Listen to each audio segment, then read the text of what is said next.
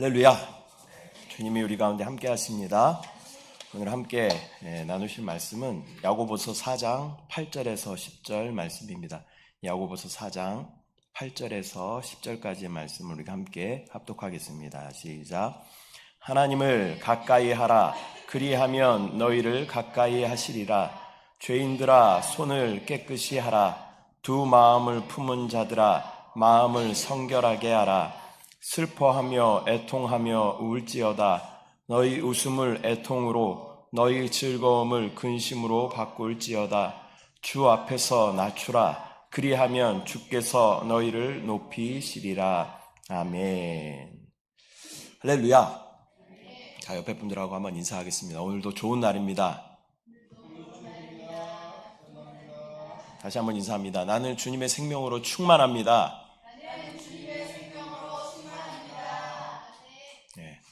뒤에 문을 좀 닫아주십시오. 에어컨 바람이 많다.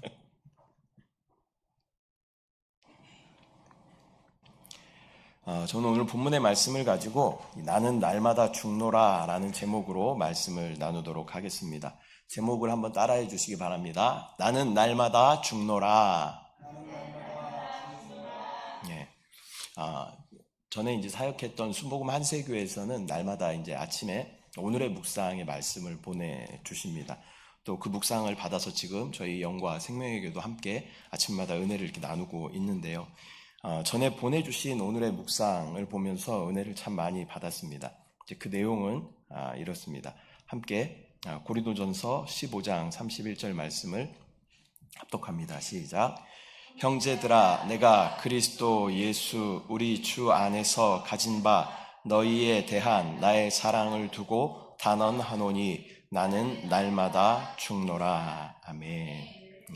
이 말씀에 이제 오늘의 묵상 말씀이 쭉 이렇게 보내주셨는데 그 내용은 이렇습니다. 제가 읽겠습니다. 성도가 하나님의 축복과 능력을 받지 못하는 이유는 바로 자기 목적, 자기 야망, 자기 동기에 걸려 있기 때문이다. 그래서 깨어진다는 것은 내 지혜와 능력과 의견과 고집과 주장들을 완전히 내려놓는 것을 말한다. 내 것을 붙들고 있으면 구원은 받았지만 평생 넘치는 축복과 능력을 못 받는다. 이 비밀을 잘 깨달은 바울은 그래서 나는 날마다 죽노라 하고 고백하였다. 즉 주님, 내가 매 순간 죽지 않으면 내가 주인으로 삽니다. 주여, 나는 주인이 아닙니다. 라는 고백을 뼈저리게 한 것이다. 바울은 이 비밀을 완전히 알았기에 하나님께서는 크게 축복하여 사용하셨다. 이 오늘의 묵상을 이렇게 보면서 그렇지, 내가 죽어야지 주님이 사시지, 십자가에서 나의 예창조에 속한 모든 것이 끝이 났지 이제 하면서 은혜를 받고 이렇게 우연히 책을 검색하다가 한 책을 발견하게 됐는데요. 그 책의 제목은 이렇습니다. 나의 끝, 예수의 시작이라는 그런 제목의 책이었습니다. 지난주에도 제가 이제 제자입니까? 라는 말씀으로 말씀 나누면서 이 카일 아이들먼이라는 목사님 지으신 팬인가 제자인가? 라는 책을 소개해 드렸는데요. 이 책도 역시 이 카일 아이들먼이라는 이 목사님께서 지으신 그러한 책이었습니다. 지난주에 말씀 기억나십니까? 두 분은 못 오셨으니까. 제목이 뭐였어요? 제자입니까? 라는 제목이었어요. 그래서 우리가 예수님을 따르는 무리가 있었다. 근데 첫 번째 무리는 예수님을 대적하는 무리가 있었고, 또 맹목적으로 예수님을 그냥 뭐 콩고물이 떨어질 것 같아서 그냥 따라다니면 굶지는 않을 것 같아서 따라다니는 그런 무리가 있었다. 또 한 무리는 죽기까지 순교의 영으로 주님을 따르는 진정한 제자의 무리가 있었다. 이 내용, 그 안에 이제 나오는 인물 한 사람을 소개하면서 니고데모라는 인물을 소개했잖아요. 근데 이 책에서 이제 그런 내용이 나오게 되는 거죠. 나는 무리 안에 속해 있는 사람인가? 주님께서 막 기적과 이사를 베푸셨을 때 막 환호하면서 주님을 따랐던 그런 무리 안에 속해 있는 사람이었는가? 아니면 나는 진짜 죽기까지 주님을 따라 순교의 영으로 살아가는 주님의 제자인가? 이제 이 책이 팬인가 제자인가라는 책의 내용이 이제 이런 내용이었습니다.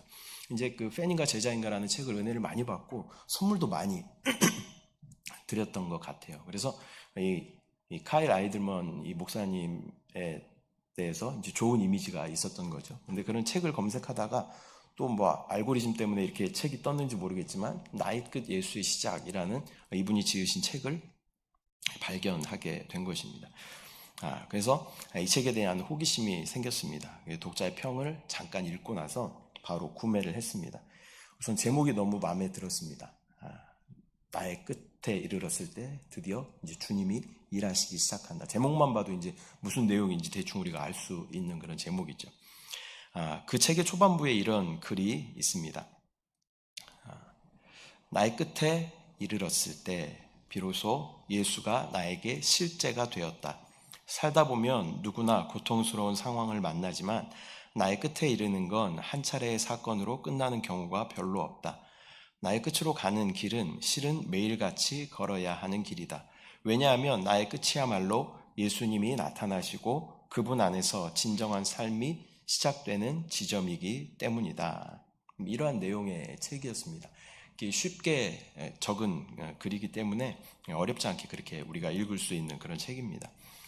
우리가 우리의 삶을 붙잡고 있을 때 예수님은 팔짱 끼고 우리를 지켜보십니다. 그러나 내가 두 손 들고 주님께 투항할 때 주님은 주님의 방법으로 일하기 시작하십니다. 저와 여러분이 인생을 살면서 많은 계획들을 세웠죠. 그러나 여러분 계획대로 잘 되었습니까? 저는 뭐 거의 하나도 안 된 것 같아요. 이미 가족 계획부터 하나도 안 됐습니다. 우리의 계획대로 우리의 뜻대로 됐으면 우리는 아마 거부가 됐을 거예요. 거부가 되었고 아마 예수님을 떠난 삶을 살았을지 모르겠어요. 그러나 우리의 삶을 보면 전적으로 하나님 계획 가운데 있었고 하나님 택하심 가운데 있었고 하나님의 인도하심 가운데 있게 된 삶인 줄 믿습니다. 우리의 계획대로 되는 것이 하나도 없었다. 그래서 우리의 삶을 내가 좀 내려놓고 주님 앞에 우리의 삶을 드리고 또 그렇게 하는 것이 우리의 인생의 지혜인 줄 믿습니다. 저와 여러분의 삶 가운데 그런 인생의 지혜가 있기를 소망합니다. 나의 뜻이 아니라 우리가 계획 세워봤자 잘 안 되니까 나의 뜻이 아니라 주님의 뜻대로 되기를 원합니다. 나의 인생은 주님의 손안에 있습니다. 그러한 고백이 저와 여러분의 삶 가운데 있기를 축복합니다. 심지어 우리가 이제 사도행전을 이제 새벽에 계속 묵상하고 이제 지금 로마서 묵상하고 있는데요. 사도행전을 읽으면서 제 안에 계속 들었던 생각은 사도 바울은 하나님께서 택하신 하나님의 사도잖아요. 또 하나님의 일을 성실하게 신실하게 하였던 그런 사도였습니다. 그런데 그런 사도 바울조차도 자기의 뜻대로 된 것이 별로 없더라고요. 계획하면 가려고 하면 하나님께서 막으시고 또 로마로 가고자 했는데 하나님께서 막 2년 넘게 또 감옥에 가둬두시고 이런 것들을 많이 경험하게 되는 것이죠. 그래서 빨리 우리의 삶을 주님 앞에 내어드리고 내가 주님 앞에 투항할 때 하나님은 하나님의 뜻대로 우리의 삶을 인도하여 가시는 줄 믿습니다. 그러면서 이제 그 책을 보면서 이제 이렇게 은혜를 받고 있는데 또 꼬리에 꼬리를 물고 또 어떤 간판에 쓰여진 글귀가 생각났습니다. 저희 형님이 완도에 사셔. 완도를 가려면 완도가 이제 차로 가려면 한 420km 이렇게 가야 돼요. 섬이잖아요, 섬. 그러니까 땅끝보다 더 먼 섬이에요. 근데 이제 옛날에는 배를 타고 갔다 하더라고요. 근데 저는 배를 타고 가본 적은 없고 완도 이제 대교가 놓아져서 이제 다리를 건너서 이렇게 가는데요. 완도에 가려면 꼭 거쳐야 되는 지역이 있습니다. 그 지역이 해남입니다. 해남에서 완도까지 이렇게 다리가 연결되어 있기 때문에 다른 길로 갈 수가 없어요. 꼭 해남을 거쳐서 가야 돼요. 근데 해남쯤 도착할 때쯤 되면 이미 온 식구는 아주 딥슬립 중입니다. 그래서 깨어있는 사람이 없어요. 지금 몇 명 깨어있는 사람이 있는데 그때쯤 되면 깨어있는 사람들이 없어요. 그래서 뭔가 막 이렇게 말씀을 듣거나 아니면 무엇인가를 이렇게 막 묵상하거나 하지 않으면 굉장히 피곤하고 위험한 이제 그런 시간인 거죠. 근데 그렇게 좀 피곤하게 이렇게 가고 있는데 갑자기 그 해남 초입에 이런 간판이 있었습니다. 같이 한번 읽어보겠습니다. 시작. 한반도의 시작, 땅끝 해남. 이거를 딱 보는데요. 제 안에 어떤 깊은 묵상이 있었습니다. 해남을 우리가 땅끝이라고 부르잖아요. 땅끝. 근데 한반도의 시작이래요. 그러니까 이 육지의 입장에서 봤을 때는 해남이 땅의 끝이에요. 그런데 바깥에서 이렇게 봤을 때는 대한민국 한반도로 들어오는 시작이라는 거죠. 예. 그래서 끝이라고 생각했지만 그것은 또 다른 시작을 의미하는 것이다. 또 우리가 이제 땅끝 해남이라고 이야기하지만 그것은 또 바다의 시작이기도 한 것이죠. 그래서 대한민국이라는 이 좁은 땅 안에서 입장에서 봤을 때는 그것이 땅끝이지만 이 바다라는 또 세계라는 넓은 그런 세계 입장에서 봤을 때는 그것이 또 다른 시작이 되는 것을 우리는 알 수 있게 되는 것입니다. 그러면서 우리는 또 미지와 희망과 또 이 풍성함이 있는 바다를 떠올리게 되고 세계를 떠올리게 되는 것입니다. 마치 끝난 것처럼 보이지만 그 끝이 바로 더 놀랍고 기대가 되는 풍요로움이 있는 시작이다라는 것입니다. 그러면서 또 전에 형님하고 이제 통화했던 그런 내용들이 생각이 났습니다. 8월, 지금도 8월이잖아요. 8월 되면 이 태풍이 한 번씩 불어오잖아요. 태풍이 불어오면 완도는 항상 태풍의 직격탄입니다. 항상 그 태풍에 이렇게 올라가는 경로를 보면 항상 이 완도는 그 영향권 안에 항상 있어요. 그래서 이제 걱정되는 마음으로 형님한테 전화를 하면서 태풍이 오는데 어떡하냐고, 좀 잘 정비하고 조심해서 태풍의 피해가 없도록 그렇게 하면 좋겠다. 또 함께 기도하겠다. 그랬더니 형님이 그렇게 얘기하는 거예요. 태풍이 한 번씩 와야 돼. 그러는 거예요. 그래서 네? 뭔 말이에요? 그랬더니 태풍이 한 번씩 와야 이 적조나 녹조나 이런 것들이 다 해결이 되고 또 이 뻘 밑에 있는 것들이 다시 한번 이렇게 갈아엎어지면서 바다가 다시 살아난다는 거예요. 제가 그 통화를 하면서 은혜를 되게 많이 받았습니다. 우리의 삶 가운데 있어서 어떠한 태풍이나 이런 환경의 그런 고난과 어려움과 시련들이 우리 가운데 있잖아요. 근데 이것들을 통해서 우리가 다시 한번 기경되고 새롭게 되고 변화됨으로 생명을 다시 누리게 된다라는 것입니다. 저와 여러분의 삶 가운데 이러한 태풍들이 있을 수 있습니다. 그러나 이 태풍을 통해서 우리는 다시 한번 그 놀라운 생명, 태풍을 통해 우리 가운데 시련과 시험이 올 때 우리는 누굴 붙잡아요? 내 힘으로 되지 않는 것을 우리가 바라보고 더 주님께 더 집중하고 주님을 바라보고 주님을 부르고 주님 앞에 부르짖어 간구하는 그런 시간들이 우리 가운데 있지 않습니까? 그러므로 더 예수 그리스도의 생명으로 충만하게 채워지는 그러한 경험들이 우리 가운데 있는 줄 믿습니다. 그래서 우리 인생 가운데 태풍이 있을지라도 그 태풍을 통해서 우리가 더 생명을 충만하게 얻는다라는 것을 여러분 기억하시기를 바랍니다. 또 우리의 삶도 마찬가지입니다. 우리는 흔히 바닥을 쳤다. 나의 인생은 끝났다. 와, 완전 끝났어. 진짜 망했어. 이런 이야기들을 뭐 젊은 사람들도 많이 하고 또 우리도 어쩌면 많이 했던 그런 말일 줄 모르겠습니다. 세상 사람들은 이런 말을 정말 절망 가운데서 이 탄식처럼 하는 그러한 말이지만 그러나 믿는 우리에게는 그 시간은 달리 말하면 나는 완전히 죽고 예수 그리스도께서 우리 안에 일하기 시작하는 시간이다 라는 그런 의미가 있는 줄 믿습니다. 나의 시각으로 봤을 때는 도무지 방법이 없는 것 같고 또 끝을 달리는 것 같은 그러한 시간이지만 주님이 보시기에는 그때부터 주님이 주인 되어 주시고 주님이 일하기 시작하신다는 것입니다. 여러분 날마다 죽고 계십니까? 날마다 나는 죽고 예수가 살고 계십니까? 하나님께서는 우리를 종종 그릇으로 비유하여 말씀하십니다. 근데 그릇은요 비워질 때 그것을 채울 수가 있어요. 그것에 한 종류의 음식이 계속 채워져 있으면요 그것은 더 이상 쓸모없는 그 그릇에 있는 음식들은 다 상해버리고 마는 것이죠. 그 그릇이 비워지고 깨끗하게 치워질 때 그곳에 새로운 음식들이 계속 담을 수 있는 것처럼 우리의 인생도 마찬가지입니다. 계속 비워지고 새로워질 때 하나님의 놀라운 은혜를 채워지게 되는 줄 믿습니다. 또 배가 고파봐야 이 배부름의 만족함을 우리가 알 수 있지 않습니까? 우리가 계속 우리 삶 가운데 비워지는 그 때가 바로 하나님의 생명으로 채워지는 시간임을 우리는 믿음으로 바라봐야 할 줄 믿습니다. 오늘 말씀하고 조금 맥락이 다를 수도 있지만 피곤한 여러분들을 위해서 재미있는 이야기를 하나 해드리도록 하겠습니다.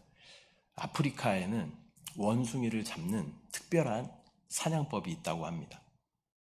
뭐 들어보신 분들도 계시겠지만 이 나무 상자에 구멍을 하나 뚫어 놓는데요. 이 원숭이 손이 들어갈 만큼 작은 구멍을, 손이 겨우 들어갈 만큼 작은 구멍을 하나 뚫어 놓는다 그래요. 그 다음에 그 상자 안에다가 원숭이가 좋아할 만한 어떤 견과류나 아니면 바나나 같은 것을 이렇게 넣어 놓는다 해요. 그리고 이 상자를 땅에다가 아주 강력하게 고정을 시켜 놓는 거죠.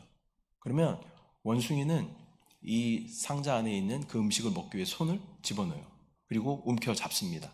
그러나 손을 빼려고 그러면 빠져요, 안 빠져요? 안 빠져요. 근데 사냥꾼이 오잖아요. 근데 사냥꾼이 오는데 이것만 놓고 빼면 되는데 이걸 절대 놓지 못하고 사냥꾼이 오는 것을 바라보면서 그냥 원숭이가 잡힌다 그래요. 이게 얼마나 미련해요? 미련하죠. 재미가 별로 없으십니까? 그런데요, 우리가 이 원숭이를 바라보면서 와, 되게 미련하다라고 생각하지만 우리의 인생이 그렇다는 거예요. 내 지금 눈앞에 있는 그것을 이렇게 잡고 놓지 않음으로 말미암아 우리는 진짜 영원한 것을 놓치고 또 많은 것들을 그르치는 그러한 삶을 우리가 산다라는 것입니다. 이것만 놓으면 우리가 살 수 있어요. 지금 여러분 붙잡고 있는 것이 무엇입니까? 여러분 붙잡고 있는 그 바나나가 뭡니까? 여러분 붙잡고 있는 그 아몬드가 뭡니까? 그거를 우리가 놓을 때 주님께서 우리 가운데 더 풍성한 것으로 예비하여 주시는 줄 믿습니다. 내가 죽어야 예수가 사십니다. 그러니까 갈라디아서 2장 20절 말씀 함께 합독하도록 하겠습니다. 시작. 내가 그리스도와 함께 십자가에 못 박혔나니 그런즉 이제는 내가 사는 것이 아니요 오직 내 안에 그리스도께서 사시는 것이라. 이제 내가 육체 가운데 사는 것은 나를 사랑하사 위하여 자기 자신을 버리신 하나님의 아들을 믿는 믿음 안에서 사는 것이라. 아멘. 저희가 침례 받을 때 많이 목사님들이 읽어주시는 그런 말씀입니다. 내가 그리스도와 함께 십자가에 못 박혔다. 이제는 내가 사는 것이 아니다. 내 안에 그리스도께서 사시는 것이다. 내가 죽는다는 것은 무엇입니까? 그것은 바로 우리 전에 이제 한세교에서 우리가 많이 선포했던 것처럼 나는 내 마음에 기록된 생명의 법을 따라 하나님을 섬깁니다 라는 그러한 표현인 줄 믿습니다. 내 법을 따라 사는 것이 아니라 세상의 법을 따라 사는 것이 아니라 육체의 법을 따라 나의 정욕의 법을 따라 사는 것이 아니라 내 마음에 기록된 생명의 성령의 법을 따라 사는 것이 내가 죽는다는 그러한 의미인 줄 믿습니다. 나의 법, 즉 육신의 법은 사망의 법입니다. 그 법이 완전히 끝나야 예수 그리스도의 법이 우리 가운데 효력을 발생하는 줄 믿습니다. 우리는 항상 우리의 영역을 정해놓고 나의 방법을 동원해 봅니다. 또 나의 인맥과 경험과 지식과 정보를 총집합해서 뭔가를 해보려고 합니다. 그러나 항상 결과는 실패가 더 많은 것을 우리는 보게 되는 것이죠. 그러나 나의 생각과 방법을 내려놓고 주님이 일하시게 하시면 그때부터는 우리의 상식과 경험을 또 지혜를 초월하여 역사하시는 주님을 우리 모두가 경험하게 될 줄 믿습니다. 날마다 죽는 저와 여러분들 되시기를 소망합니다. 우리 큰아들이 1학년 때 지금 이렇게 주님을 만나고 있는 큰아들이 1학년 때 자전거 이제 그때 되면 자전거를 처음 배우잖아요. 자전거를 처음 배우는데 아버지의 로망은 뭐냐면 항상 이렇게 자전거 뒤를 이렇게 잡아주고 이렇게 가다가 아이가 쫙 이렇게 자전거를 쫙 타고 가고 비둘기가 쫙 날아가고 햇빛이 찬란하게 쫙 비치면서 와 우리 아들 화이팅 막 이렇게 하는 게 모든 아버지들의 로망이에요. 로망. 저도 그렇게 될 줄 알았어요. 근데 보기보다 운동신경이 너무 안 좋은 거죠. 그러니까 하루 종일 자전거를 탔는데 이거 한 3번 굴르고 넘어지고 3번 굴르고 넘어지고 막 그러는 거예요. 근데 제가 보기가 너무 안타까워서 뒤에서 이렇게 잡아줬어요. 근데 승질은 있어가지고 잡아주지 말라고 자기 혼자 하겠다고. 근데 몇 시간을 그러고 타는데 더 이상 발전이 없는 거예요. 애지간하면 한 3, 40분, 한 1시간 타면 이게 좀 더 가야 되는데 오히려 막 한 5번 타다가 두 번 또 이렇게 구르고 또 넘어지고 막 그러는 거예요. 그래서 한참을 바라보다가 저는 이제 뒤에서 뭐예요? 이제 멀리서 보면서 기도하는 거죠. 주여, 전 아들에게 용기를 주시고 힘을 주시고 능력을 주셨다고 멀리서 보면서 이제 기도하는데, 그러다가 이제 아들이 항복하는 거예요. 항복. 아빠 안 되겠어요. 좀 잡아주세요. 그러고 나서 이제 제가 뒤에서 잡아주는 거죠. 그렇게 잡아주다가 몇 번 이게 실패하다가 그러다가 이제 자전거를 타게 된 것이죠. 그런 것처럼 우리는 우리의 고집대로, 내 계획대로, 내 방법대로 주님 잠깐 계셔요. 내 마음대로 내가 좀 해볼게요. 그러다가 우리 많은 인생을 실패 가운데, 절망 가운데, 또 주님을 잃어버리고 세상 가운데 빠져들어가는 우리의 삶을 경험하게 되는 것이죠. 내가 철저하게 좀 비워지고 주님 앞에 항복할 때, 내가 끝날 때 주님께서 일하시는 시간이 되는 줄 믿습니다. 마태복음 5장에는 주님께서 팔복에 대해서 말씀하여 주십니다. 마태복음 5장 1절부터 3절까지의 말씀을 우리가 함께 보겠습니다. 시작. 예수께서 무리를 보시고 산에 올라가 앉으시니 제자들이 나아온지라. 입을 열어 가르쳐 이르시되 심령이 가난한 자는 복이 있나니 천국이 그들의 것이미요. 아멘. 이 첫 번째 팔복 중에 첫 번째가 심령이 가난한 자가 복이 있다라고 주님 말씀하십니다. 이 가난하다라는 것은 내 안에 내가 쏙 빠졌다라는 그런 의미를 가지고 있습니다. 내가 없다라는 그런 의미입니다. 그러한 자들이 무엇을 본다 그래요? 천국이 그들의 것이다라고 주님께서 말씀하여 주십니다. 천국은 어디가 천국일까요? 누가 계신 곳이 천국일까요? 예수님 계신 곳, 하나님 계신 곳이 천국인 줄 믿습니다. 그분이 다스리시는 그곳이 천국인 줄 믿습니다. 또한 마음이 청결한 자가 복이 있다라고 말씀하십니다. 저들이 하나님을 볼 것이다 라고 말씀하셔요. 마음이 청결하다라는 것은요, 마음이 단일하다, 단순하다, 투명하다, 그런 의미를 가지고 있습니다. 그런 사람들에게 주님은 나타내 보여주신다라는 것을 말씀하고 있습니다. 그러니까 나의 모든 것이 좀 이렇게 다 빠질 때, 또 내가 철저하게 죽어질 때, 내가 가지고 있는 모든 것을 좀 다 내려놓고 포기할 때 주님께서는 일하시기 시작하시는 줄 믿습니다. 내가 완전히 끝나야 주님이 일하십니다. 내가 완전히 비워져야 주님의 통치가 임하십니다. 나는 나의 능력과 경험과 지식과 능력을 신뢰하지 않습니다. 주님이 나의 능력이시고 나의 지혜이시고 나의 부요이십니다. 그러한 고백이 우리 입술 가운데 겸비하게 고백될 때 또 주님이 일하시는 우리의 삶이 되는 줄 믿습니다. 우리가 주저앉아 고개를 떨구고 있을 때 그때 우리 주님은 팔을 걷어붙이고 일하실 준비를 하시는 줄 믿습니다. 또 우리 신앙의 핵심을 우리가 계속 말씀드리는데 한영됨과 한몸됨이다. 주님과 온전히 우리가 한영됨, 또 모든 지체와 온전히 한몸됨을 우리가 실행하는 것이 신앙의 핵심이다라고 말씀 많이 드렸는데요. 머리신 그리스도와 온전히 한영됨에 있어서 우리에게 중요한 것은 뭐예요? 자기를 부인하는 거예요. 부인하는 것. 네. 나를 부인하는 것. 우리의 위치는요, 항상 십자가여야 합니다. 십자가가 우리의 위치입니다. 항상 그 가운데 우리는 나는 죽고 예수 그리스도만 사십니다. 그러한 고백과 그러한 표현이 우리 가운데 있어야 하는 줄 믿습니다. 또 모든 지체와 한몸됨도 마찬가지죠. 자기를 부인하지 않으면 절대 우리는 하나 될 수 없어요. 그래서 이건 역시 나는 더 이상 내가 반응하지 않겠습니다. 주님이 반응하십시오. 그러한 고백이 우리 가운데 있을 때 우리는 신앙의 핵심인 한영됨과 한몸됨을 온전히 실행하게 될 줄 믿습니다. 내가 죽어야 주님이 역사하셔요. 내가 하면요, 나의 차원으로밖에 못해요. 내 어떤 범위 안에서 그것밖에 못해요. 그러나 우리 안에 주님이 하시면 주님의 차원으로 역사하셔요. 주님은 시간과 공간을 초월하여 역사하시는 분인 줄 믿습니다.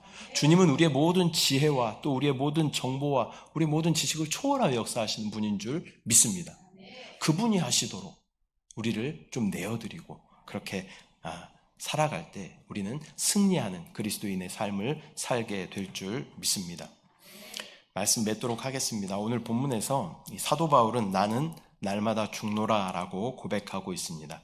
이 고백은 우리에게 끊임없이 되풀이되어야 하는 그러한 고백인 줄 믿습니다.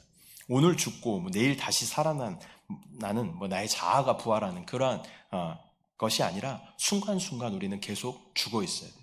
순간순간 우리의 영적인 위치는 십자가여야 돼요. 나는 완전히 죽고 내 안에 그리스도만 사실 때 그분은 그분의 뜻대로 그분의 방법대로 우리의 삶을 인도하여 주시는 줄 믿습니다. 죽은 사람은 성질이 없어요. 죽은 사람이 성질 내는 거 보셨어요? 다 죽어서 지금 반응이 없으신 겁니까? 할렐루야. 네. 죽은 사람은 성질이 없어요. 또 죽은 사람은 요구도 없습니다. 또 죽은 사람은 의견도 없어요. 그래서 우리가 계속 나는 날마다 죽노라 그런 고백이 우리 가운데 있을 때 우리는 하나님께서 원하시는 그러한 삶을 살게 되는 줄 믿습니다. 우리는 나의 유익과 손해에 관계된 부분에서는 조금의 양보도 하고 싶어 하지 않습니다. 그리고 행여 조금 양보했다 그러면 그것을 나의 의로 여기고 자랑하고 교만하는 또 우리의 모습을 보게 되는 것입니다. 그러나 우리 주님은 우리의 수준을 한 단계 더 높게 끌어올릴 것을 요구하십니다.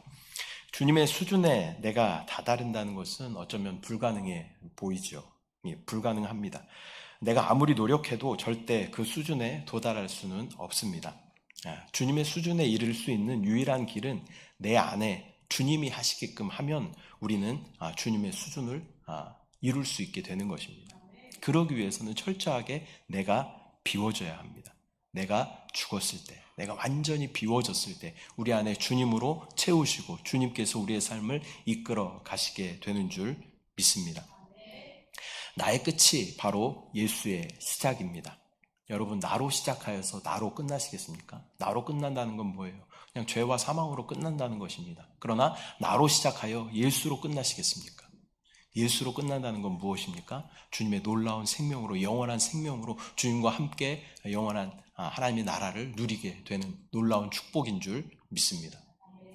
비록 우리의 삶이 나로 시작하는 삶이었지만 이제 우리 안에 그리스도께서 오셨죠. 그리스도가 우리 안에 내주하고 계셔요. 그래서 계속 우리 안에 기름 부으심으로 우리를 인도하여 가신다라는 것입니다. 근데 그 인도 가운데 우리가 순종하는 길은 내가 살아서는 절대 그 인도 가운데 순종할 수 없다는 거예요. 내가 철저하게 죽어지고 또 우리 안에 기름 부으심에 내가 기쁨으로 순종할 때 나는 죽고 주님께서 사시는 그러한 삶이 되는 줄 믿습니다. 이 사도 바울의 고백처럼 날마다 나는 죽노라 이런 고백이 저와 여러분의 삶 가운데 넘쳐나시기를 소망합니다. 이 시간 우리가 함께 기도하도록 하겠습니다. 사랑의 주님, 은혜와 사랑을 감사드립니다. 우리 삶 가운데 내가 살아서 주님께서 역사하시는 것을 가로막고 방해하며 또 세상의 죄와 사망의 법을 따라 살았던 우리 연약한 모습들을 주님 앞에 회개합니다. 주여, 나는 죽고 예수가 사는 그러한 삶이 될 수 있도록 주여 인도하시고 사도 바울의 고백처럼 나는 날마다 죽노라 라는 고백이 우리 입술 가운데 있게 하여 주시옵소서. 역사하신 주님을 찬양합니다. 함께 하신 주님을 신뢰합니다. 주님을 사랑합니다. 감사드리고 예수님의 이름으로 기도드립니다. 아멘. 이 시간